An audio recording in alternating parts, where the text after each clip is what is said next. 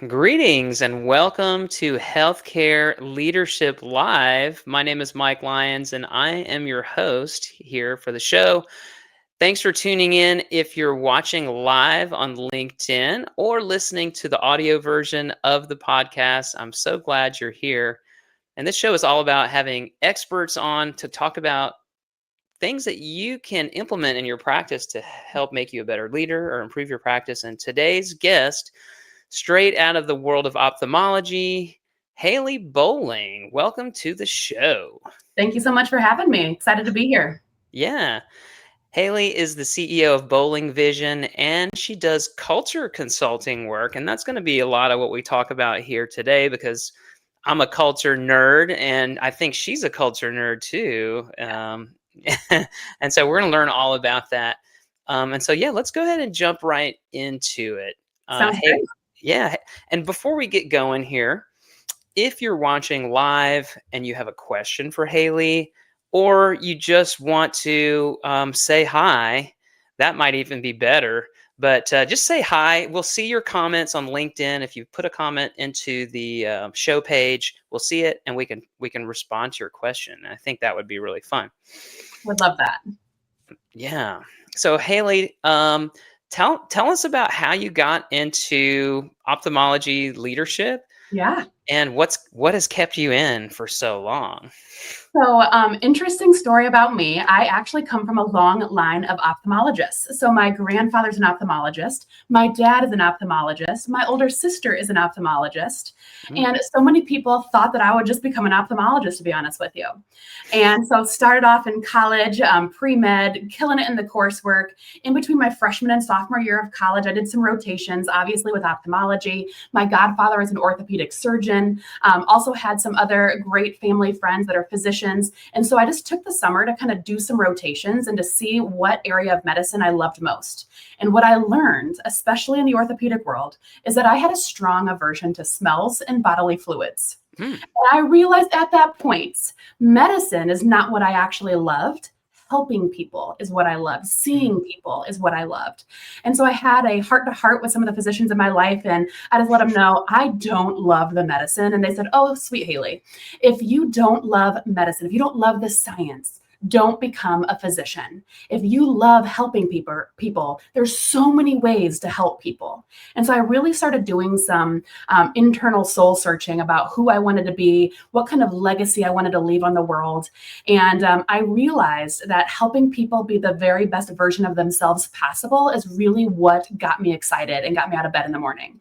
And so I actually went the business route. I went the communications route, the public relations route, and ended up pursuing a double major, did my MBA coursework, and then ended up with my executive education through the University of Notre Dame. And so I got a lot of credentials along the way, but some of the most exciting ones is that I actually went through the Leadership Center at the Ritz-Carlton and then the Disney Institute for Health. And those two things right there shaped my idea of what healthcare could be and what, the overall guest journey, the experience that our patients have, what it could be. And it didn't have to feel like white walls and sterile environments and scary white coats and all of that stuff that so many people feel when they walk through our doors. I wanted it to feel amazing. I wanted it to feel special and warm and welcoming. And so all of that education, all of that family history turned me into the CEO that I am today and has kept me here. And so absolutely love what I do. Well, yeah, that's interesting because you had this whole family history and it was almost like assumed, and you were even going the pre-med route there. And I kind of made me wonder, like, is orthopedics like a really smelly? You talked about the smells. It's pretty violent. I mean, there is sawing and hacking and Yeah. oh my goodness, it is not as beautiful as ophthalmology is, let me tell you. Obviously, ophthalmology has a whole lot less smells and bodily fluids, but there is still some cauterized flesh there. So I try to avoid surgery anytime I can. Okay, yeah, I can identify with that. When it comes to all that stuff, I will go right back to my HR chair and I'll sit there and you can tell me about it, but don't really want to see that happening. I'll never forget the first time I saw a physician inject an eye with a retinal treatment, and I thought, "Hey, I'm glad you're doing that and not me."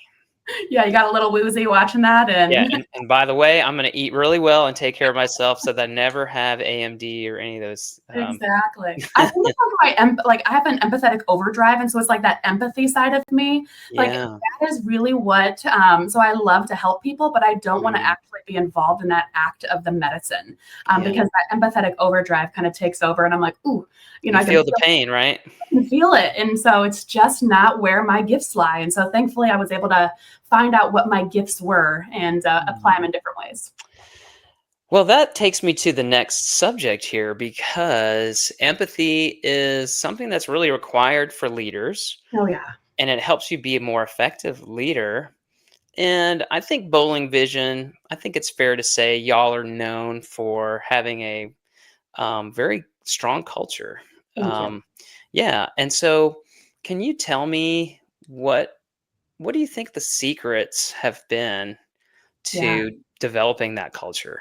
Yeah, so I always say our secret sauce is intentionality and focus. Mm, We are super intentional about the people that we surround ourselves with, because when you have the right people on the bus and you get the wrong people off the bus, the right people in the right seats on the bus, that's when real magic happens. And so I think in leadership, so long, we kind of hold on to people that may be great skill wise, but they may not be the right cultural fit, or they may not have the personality that ultimately makes us who we are.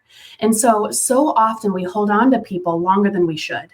And so, what we have done is we have been super intentional about our people. We've been super intentional about our processes. We've been super intentional about who we are, what we do, and then, of course, the why we do it. And mm, so, those everything that we do, like I said, the intentionality and focus allows us to execute the small things really well over time. And when you continuously do the small things well, you end up hitting the big things out of the park. And so, on a daily basis, if there is an opportunity for improvement, we are constantly looking for that continuous improvement. That's actually one of our mantras about one of mhm. our three core values of excellence is continuous improvement. So every single day we strive to be better than we were the day prior. So today we're better than we were yesterday. Tomorrow we're going to be better than we are today. Now, if we fall short because we are not perfect, perfection is not an attainable human quality. Our ultimate goal is to fail forward. Our ultimate goal is to learn from that shortfall, and to figure out what we can do better in the future. But again, that all stems back to intentionality and focus, making sure that we're intentional about the small things so that we really do well at the big things. And when we do fall short, we continue to learn from that. And it becomes a cycle that we Mm, do each and every day. And so that intentionality and focus, it is not easy. mm, It's a simple concept, but it's not easy to execute, right? It's not easy for us to do on a daily basis because we get stuck in firefighting mode as mm, leaders. We get stuck in the minutia of what we do. Maybe it's our email, maybe it's conversations that aren't necessarily productive conversations. And so, knowing who you are, what you do, and why you do it, and then applying that secret sauce of intentionality and focus allows us to make sure that we have the ingredients that we need for that amazing culture and that amazing guest experience. And so you'll hear that I don't even call our patients patients. They are guests at Boling Vision Center. They choose us each and every day. And we want to continue to earn that trust every single day. And we do that by executing the small things really well. Well, there was about 100 things in there that I could dig Yeah, into, and I will dig into that. But we did have a comment here. good.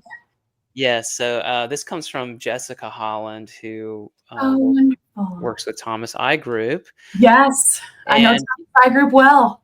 yes. What I wanted to comment on from what she says here is it doesn't matter what our title or our place in our clinic is. Mm, Um, can you talk about that and how you view leadership across your entire organization, regardless of the absolutely. level that someone might happen to be at? Absolutely. So often in leadership, we think of positional power. We think of individuals that have the title, that Mm, have, the following already. And I am a big believer that we all have the ability to be an amazing leader if we start to prepare ourselves each and every day, and we try to invest in ourselves each and every day. And so the reality is that if we are just relying on positional power, we are missing opportunities to make really big impact, not just in our clinics, but also in our families and our lives and the different groups and social structures that we're a part of as well. And so what we have the opportunity to do is to fine tune and to continue to strengthen our own leadership muscles. And so that happens sometimes, intentionally through leadership development programs and education and different things like that. But it can also happen through reading and through journaling and through vision casting and goal setting. I'm a serial goal setter. And so it's one of the things that I do with my team regularly is that we talk about this 1-3-5 framework, one big goal, 3 milestone objective goals. And then it goes into like 5 more day-to-day tactics that we can do to accomplish those objectives and then eventually accomplish those big goals that we get excited about. If you are interested in leadership, start by setting a goal for yourself. Start by figuring out who you are, what you want to be, ultimately the type of legacy that you want to leave behind. What is the energy that you bring to the room? How do you make people feel when you're in their presence? How do they feel about themselves after they leave the room? And so knowing that type of energy and the type of presence that you have this unbelievable opportunity to impact the way people see themselves and the way that people interact with the world. And that doesn't just take positional power. That also takes, this beautiful opportunity for us to invest in ourselves and continue to ask those questions. And then to ask, are we living up to our very best version of ourselves possible? And if we're not, then we have that opportunity to self-reflect and figure out, okay, what can I do? How can I reset? How can I recenter? And figure out, what do I need to do differently so that I can be the very best version of me, so I can lead the people in my life better? And so it's a really big thing that, this positional power versus organic power, or organic leadership. And so use the opportunity to invest in yourself so that you can start to lead the people without even having to have a title to go with it. This show is sponsored by Seasoned Advice HR Services, where I help clinical healthcare businesses to make more money and save more money by hiring better, retaining better, and reducing your HR risk. If you would like an HR assessment or ongoing HR support, please reach out to me at seasoned-advice.com. I love what you said, and what I get, one of the big things I get from that is how do you want to show up? It's how you show up in your job every day that other people see, and it sets an example. And I love, you talked about bringing a certain energy. And I think if a person brings, confidence and desire and passion, that's infectious, right? And that can happen at any. And I think as senior leaders, we look for that. We look for people who are like on fire for the front desk or billing, and who are wanting to innovate. And that's like, if you want to be a leader, then yeah, exactly what Hayley said there, bring that passion and energy. Yes. And that's continuous self-improvement. I mean, I think so often, so I always tell my team, every single day at the job interview at Boling Vision Center when it comes to looking for opportunities for growth and development. And so there are no glass ceilings at Boling Vision Center. So we reward people that invest in themselves. We reward people that constantly have that grit and that passion and that perseverance, that they have that energy, that fire that makes them ultimately want to be the very best version of themselves. And so if I can watch that when, on a daily basis, these people that are just hitting it out of the park each and every day, those are the people that I'm going to call on to see if leadership may be the trajectory that they're looking for. And so just remember that even if you're not in a formal leadership position, maybe you're not currently in that senior leadership role that maybe you desire to be in. what you can start doing is absolutely investing in yourself and being that best version of you, and then executing every single day to show the individuals in your organization that you are not only prepared for leadership, but that you welcome it and you understand the responsibility and the gravity that comes with leadership. Because it's an amazing opportunity, but there's also an amazing responsibility to it. We want to make sure that we take that and operate with care. Yeah. Well, I want to shift a little bit here because one of the things I learned from you recently is that you have been not only have you created a great culture there at Boling Vision, but now you are beginning to export your knowledge Yes. and help other businesses, healthcare businesses, maybe specifically ophthalmology. You can let me know, but and bringing a specific culture model into these businesses. Can you talk about what that model is? And I don't know, what can we learn from this model to make our cultures better? Yeah, absolutely. One of the things that I have learned in ophthalmology and healthcare in general is that we do a really good job of talking about culture, but we don't always do a great job of diagnosing what actually creates an amazing culture or a lackluster culture. And so it's kind of this ambiguous concept. It's easy to talk about, but hard to define. Mm, And so culture has been one of those things that I've actually had people call it warm and fuzzy. I've actually had people call it soft skills. They've said, oh, it's Hayley Fluff. They've actually used my name in connection with culture. really fluff. I always refuse to be offended by that. I've decided that I'm going to go ahead and take that in stride and remind myself that culture actually is the engine that powers what we do and how we do it, and ultimately why we do it. And so culture, yes, it feels ambiguous. It feels kind of almost difficult to articulate what it truly is. And for so long, that's been the case.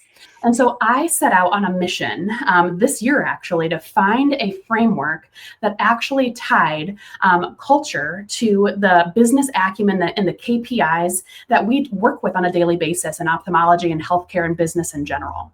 And so I did quite a bit of research to try to find the right framework that would be able to translate across industries, and then also be able to say, you know what, this is not just warm and fuzzy. This actually is the engine that drives every single thing that we do. And so I actually got certified in the Denison model. And so this Denison model, if you Google it, it looks super colorful and beautiful. You're going to be able to see a wheel that actually shows up that's, blue, red, yellow, and green. There is this insights discovery kind of concept behind it. So if you've done that insights discovery model on the energies, it kind of feels similar as far as the overall look and feel of it, which I really liked. But one of the things that it does is that it actually provides common language around culture. So rather than having this difficult to define concept, we actually are able to now say, no, culture is about 4 key traits. And these 4 key traits are mission and adaptability, involvement, and consistency. And of those 4 key traits, we then break them down into 3 indexed profiles for each one of those traits, which totals 12 different things that we're looking at. And of those 12 indexes, then we're actually doing a 48-item survey that takes about 15 minutes to complete. So it's not anything crazy. But what we do is we're able to do a 48-question survey that then we're able to go ahead, or 48-item survey, that we're then able to dive in and figure out what really is going on in this culture and how is it going to impact your overall productivity, your return on investment, your profitability, your engagement with your team, customer service ratings. So there's so many things that go into this that we always kind of thought, oh, if it's a good culture, great, it's icing on the cake. But what we've learned, and what I've learned through this Denison consulting model, this Denison model, is that these drivers are actually driving the productivity. And so it's really been a cool thing. And so this model looks at both internal and external focuses. It also looks at flexibility and stability. So you're looking at how innovative are you versus how well do you execute on a daily basis. And so it's a really beautiful concept to be able to take this ambiguous concept of culture and to be able to have this common language, because I'm a big believer, if you can name it, you can tame it. And so if we can name what's going on in our cultures, we can tame what's going on in our culture. If you can measure it, you can then improve it. And so we want to make sure that we have true items that are going to allow us to figure out what do we need to do next to improve our culture in these specific areas. And then when we do improve those, what can we expect profitability wise or engagement wise or customer rating wise? I mean, it even goes down to medical malpractice claims, because when you have higher engagement, you actually have less medical mistakes. And we have less medical mistakes, you then end up having less, lawsuits. And so it's amazing what actually goes into culture and what it actually drives. And so this whole process has been super, it's been invigorating, but it's also been validating, because all these things that I've known for years, that I've seen for years, that I've been trying to articulate to other practices as well as my own for years, I now have language and I now have a tool that allows us to measure it and then manage it. Yeah, I just was looking at it and it seems very comprehensive. I was kind of expecting like a very simplistic, like 4 quadrants, but no, it dives much deeper than that. We actually had a question here from Michelle Fleschner. She says, would you be willing to share the survey? Is the Denison survey assessment, is that something you can just kind of go out and just do yourself, or not so much? So not so much. So this specific model actually requires you to engage with a Denison certified practitioner. So I'm a Denison certified practitioner, but there are people that are out there that are way more brilliant than I am when it comes to this model. I am still, I would consider myself green at this model at this point. And so I'm still learning and evolving with it. Michelle, just to let you know, I have done other types of cultural surveys that before I knew about Denison, I was creating surveys and processes and staff engagement opportunities to learn where we are and to kind of measure a starting point. It's kind of like the vital signs of a medical practice or a medical person. So if you as a provider and you're trying to diagnose what somebody is going through, you have to understand what their symptoms are. You have to understand the review of systems, and you have to look at their family history, and you have to look at all of these data points, right? So the Denison model does that, and they are way more brilliant than I am. But I will tell you that if you're looking for something that is not as comprehensive, there are other surveys that are free out there. Now, remember, you oftentimes get what you pay for. And so this is what I always say to people when they ask for a free resource. It's a great starting point, but if you really want to dive in and truly understand the overall symptoms, and you don't want to just put a Band-Aid on a bullet hole, for example, you want to make sure that you understand what actually is causing it.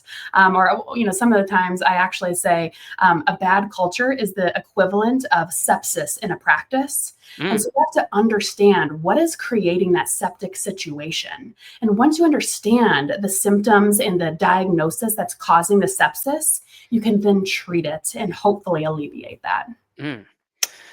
Well, that is a very strong visual. Strong visual. Yeah, I'm picturing the Band-Aid on the bullet hole and the sepsis, and we've already talked about smells here. So this has been a so many things. Very sensory stimulating discussion here. We had another question, I guess, from Kelly. Have you worked with development programs when hiring and developing employees, like Strength Finder? This is, for me, I can say I've definitely used the DISC profile quite a bit for development and for education. I'm curious, what are some tools that maybe you've looked at to help hire or develop employees? Yeah, absolutely. So I have done quite a bit of research on a variety of the different personality profiles and development programs and energy assessments that exist out there. There are so many. And so for Boling Vision Center, we actually developed, it kind of overlaps with several. So it overlaps with the DISC profile, as well as the Insights Discovery model, as well as the Gary Smalley profiles that actually look at both colors and then animals. What I have found is that with DISC, DISC, some people struggle remembering letters. What I have learned is that people oftentimes love a good, strong visual. And so colors and animals tend to work really well with my team. Now, that might not be the case for everybody, but for my team, we actually look at this as this hybrid approach between DISC discovery and the animal profiles, essentially. And so what we've had the opportunity to do is we've been able to take the best of all of those, and then we've blended them into an approach that works for us. And so we have it's a test, it's a quick assessment that we have every single new hire take. And we ultimately try to understand what kind of energy they bring to the world as their kind of natural strength, right? And then we're actually able to understand where they're probably going to best be suited in our practice based on the type of personality or the type of energy that they bring to the world. Now, I make sure that our team members know that energy and personality is not static. It is not one of those things that it's like, oh, well, just take it or leave it. Either love me or leave me kind of a situation. That's not the way that we look at it. We look at it from a situational leadership perspective. And so we look at this from how do we communicate and interact with each other? How do we interact and communicate with our guests that trust us with their precious gift of sight? And we actually adapt our approach depending on who we're interacting with. And so as a practice on our name badges, we actually put a little gem next to the names. And if they lead red, for example, red is kind of like a fiery red. It's a bold kind of lion type personality or energy. Oftentimes bold can sometimes be a bull in a china shop, to be honest with you. Can sometimes hurt feelings and move forward too quickly without actually assessing the entire situation. We've found that reds are typically, really brilliant technicians, for example. But sometimes they need to understand that there is both strengths as well as limitations to those characteristics. But we put that little red gem right there on their name badge. And then on another person who might be a marketing individual in our team member or an optician, they're oftentimes this yellow energy or an otter. They never meet a stranger. They bring people in and make them feel seen and excited. Everything is a party. So they really do a great job of connecting and making sure people feel like they are a part of the situation, and they're kind of a part of something bigger than themselves. And so that yellow energy, when a yellow energy is talking with a red energy, there can be some really interesting situations that occur there. And if you're not cognizant of those differences, if you're not cognizant of the strengths as well as the limitations of each one of those, you can actually have some butting of heads, right? And so our goal is to continue to train and to develop people so that they understand their own strengths and their own limitations. And what do they look like on a really good day? But what do they look like on a not so great day? And what can that actually do to relationships? What can that do to conversations, and ultimately what can that do to them and as far as like them showing up as their very best selves. So we try to engage that process early on. So literally as soon as they are part of our team, we are learning about their kind of natural tendencies. We're training, developing, and growing them so they know that they are empowered to actually take the next step, that this isn't just happening to me. I now have the power and the internal power and the internal locus of control to actually control the way that I respond to people. And I can actually have that ability to adjust and accommodate the person in front of me. I love the gem idea because I love the color thing, and I think I understand what you're saying. Is like people remember those colors and the animals. I just kind of skim through that, and as much as I would love to be a lion, it would be on brand for my last name. I don't think I'm the lion, So I'm gonna have to figure out what I am. Maybe I'm a minotaur or something like that. But individuals are typically a green personality, to be honest with you. And so the green personality is this. It's a very calm personality or energy. You typically draw people in, and you're able to go rather than an inch deep and a mile wide. You're more like a mile deep and an inch wide. And so you make people feel seen and heard and loved and valued. You validate them, and so typically, your counselors, your teachers, also your HR professionals are typically individuals that make people feel valued. And so that's a really beautiful, it's a really beautiful energy that people bring to the world and necessary, especially in healthcare. Yeah, I can see how employees, when you kind of invest this time Yes. into them, that it makes them better and makes them Yes. better workers, and they start to think, "Oh, wow, someone's, like, investing in me," and I think they respond in kind. Have you seen that? Absolutely. And so the average turnover rate in healthcare is anywhere between 25 to 40%. I've seen a variety of different studies. So we are always in the single digits, and which is a really interesting world to be in. Our ASC last year was 0% turnover. Mm, I think we're 9% turnover in our clinic.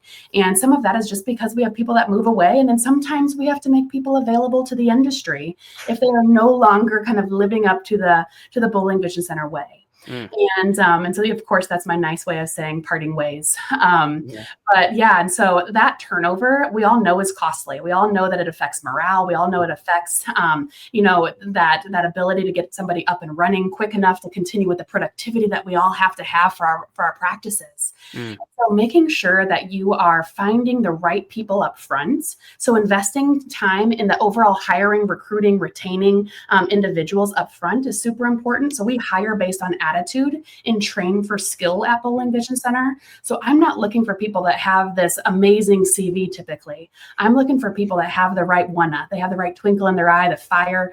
They have the right positive personality that genuinely takes care of people, and they look at mm, taking care of and service as a true honor. And so those are the types of people that we're looking for. But once you invest in them, you are going to show them that, really the power is in their hands. They then have that empowerment, that internal locus of control again. And when you have that internal locus of control, they feel like they have the ability to wrap their arms around whatever situation that they may face. And so you're exactly right. mm, Investing in people, loving on them, reminding them who the heck they are on days when imposter syndromes, sneaks in, being available for a Hayley pep talk when somebody has one of those days where maybe they have fallen short of a goal and they need somebody to remind them that they're capable. That type of investment is going to create incredibly loyal individuals that are willing to run through a wall for you. And when mm, they're willing to run through a wall for you, think about the amazing care that they're giving to the people that trust us with their precious gift of sight. So it's mhm. a gift. I'm thinking about, your culture work, and let's say that you work with a practice that, Mhm. maybe they don't have the best scores in certain areas, maybe related to their team, and you suspect that maybe their hiring process could be improved. Yeah.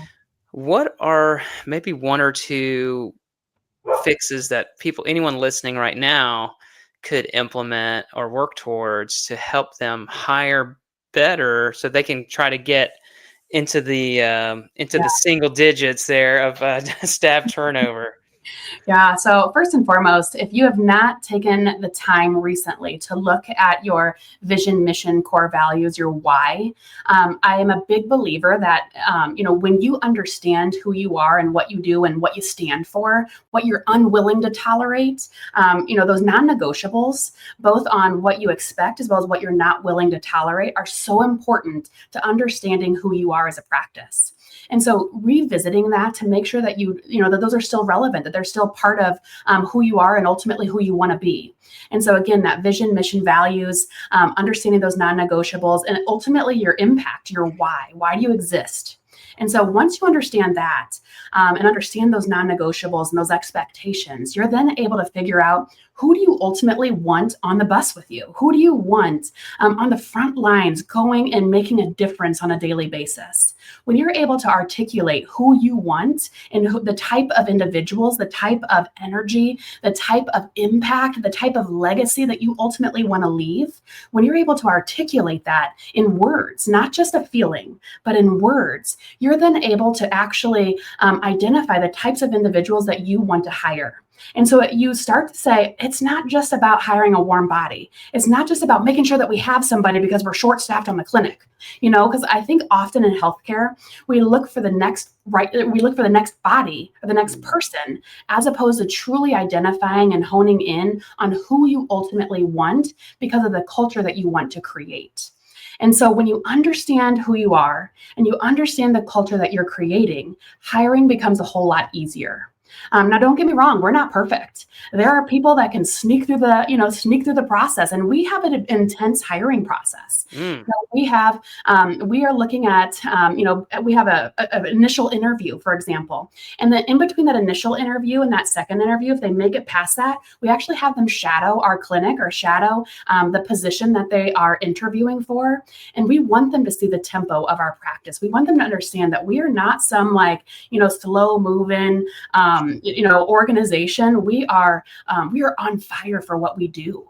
And we want people to see the tempo, the energy, the positivity, the engagement that we have so that they can self-eliminate if they are not the right fit for our organization. And so that shadowing, we not only get their feedback, but we also get the team members' feedback that actually interacted with them. And so I want that person to ask questions, and I also want our team members to ask that person questions. And so that engagement during that shadowing process is really critical for us. If they make it past that, then they go to another round of interviews, which actually every single person that we bring on board is interviewed by me personally. And at that point, I am looking at cultural fit, because in the first round, we're looking at, are they capable? Do they have the skills? Do they have kind of the resume that could actually make it work? Or do they have the skill set or energy to make it work? I'm looking at that cultural fit. So I'm asking questions that actually stem right back to our 3 core values: integrity, compassion, and excellence.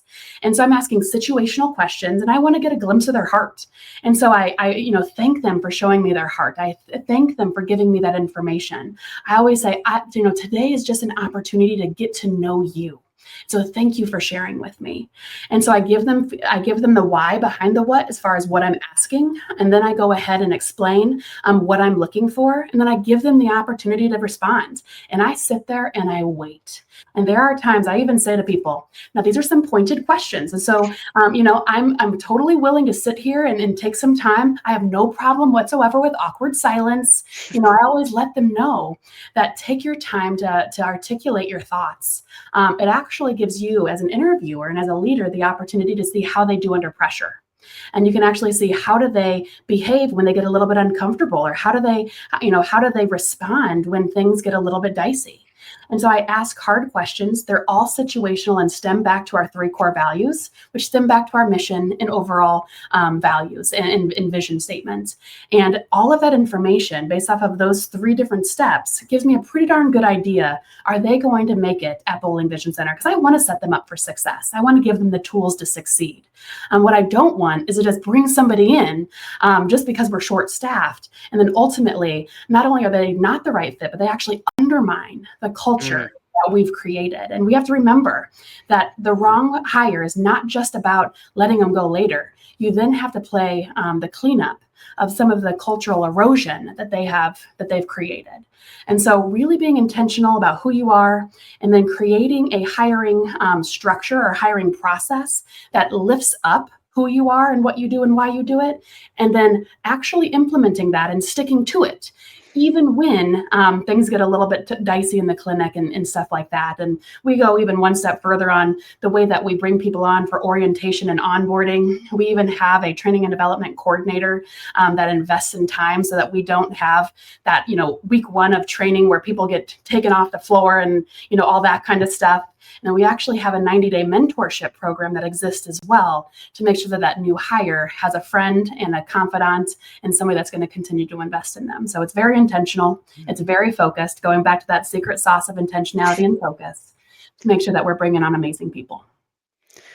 Yeah, I was actually going to say, I think that those terms of intentionality and focus have really been on display here in this conversation, because you have really, decided, this is how we want to do things and this is how we want to hire. And, if you don't take a step back and make a plan, then you'll never get where you're trying to go. If you lack intentionality, you're not going to get really good results. So Hayley you're a walking example there. Your practice is a great example of that intentionality. Thank you. I appreciate that. And, it goes back to the old saying, if you don't know where you're going, how are you going to know if you've ever reached it? And so know where you're going and know who you are, and celebrate along the way. Celebrate your people, celebrate progress. It really needs to be progress over perfection when you're talking about this cultural evolution, and making sure that you stick to who you are and what you do and why you do it, because the days get busy. The firefighting happens, and it's really easy to basically to push it aside as a project, as opposed to looking at cultural overhaul or a cultural revolution as your way of being, your way of life. And when you truly prioritize it as your way of life, amazing things happen. Well, I think that's a great place to conclude our conversation. Hayley, how can people get in touch with you if they want to learn more about you or just get to know you or have that Boling Vision magic rub off on them? Would love to hear from you. Yeah, so my email address is h.bowling@bowlingvisioncenter.com. You can always email me. I'm on the road quite a bit right now, and so if you want to make sure to get an answer quickly, I will recommend happy to help at bowlingvisioncenter.com. And that actually goes to my team, so that they can also help along the way, especially if I'm on the road or at a conference or consulting, something along those lines. And so feel free to email me directly, and then copy happy to help at bowlingvisioncenter.com. And I promise you'll get a response from one of us for sure. But I would love to hear from you. I would love to make sure that culture remains a priority and that it becomes this beautiful possibility of change and hope and opportunity to make an amazing impact in healthcare. So would love to hear from you. Awesome. Well, thank you, Hayley, so much for joining the show. My pleasure. And Thanks for having me. yeah, so here on Healthcare Leadership Live, my goal is to bring awesome guests like Hayley on the show so you can learn about culture, clinic operations, and just be a better clinic, be a better leader, and be a better person too, I think. And so this concludes this episode. Thanks for listening. Please subscribe to me, to the show. Really, you can't subscribe to me, but you can subscribe to the show on Apple Podcasts or Spotify. Follow me on LinkedIn. And I'm going to continue to bring this kind of content. Thanks for listening. Now go out there and lead with confidence.